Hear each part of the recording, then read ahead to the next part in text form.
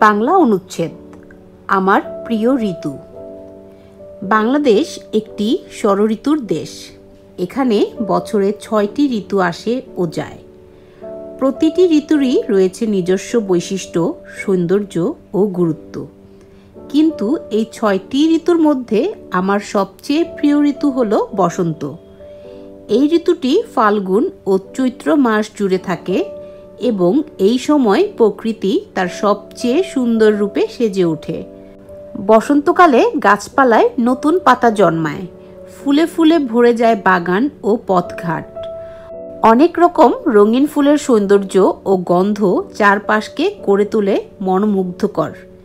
এই ঋতুতে পাখিরা আনন্দে গান গায়, কোকিলের কুহুতান মনকে ভালো করে দেয়। এই ঋতুর একটি বিশেষ বৈশিষ্ট্য হলো এর আবহাওয়া। বসন্তে না খুব গরম পড়ে, না খুব ঠান্ডা লাগে। বাতাস থাকে হালকা ও শীতল, যা আমাদের শরীর ও মনকে প্রাণবন্ত রাখে।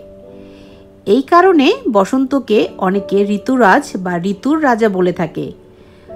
বসন্ত মানেই উৎসবের সময়। পহেলা ফাল্গুনে ছেলেমেয়েরা রঙিন পোশাক পরে, মাথায় ফুলের মালা পরে এবং আনন্দে মেতে ওঠে। স্কুল, কলেজ ও বিভিন্ন স্থানে অনুষ্ঠান হয়। নাচ, গান, কবিতা আবৃত্তি ইত্যাদির মাধ্যমে সবাই মিলে আমরা বসন্তকে বরণ করি।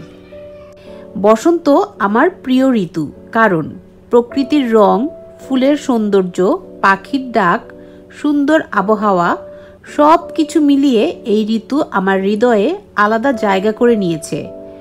বসন্ত এলেই মনে হয় নতুন কিছু শুরু হোক, জীবন হোক আরও সুন্দর ও প্রাণবন্ত।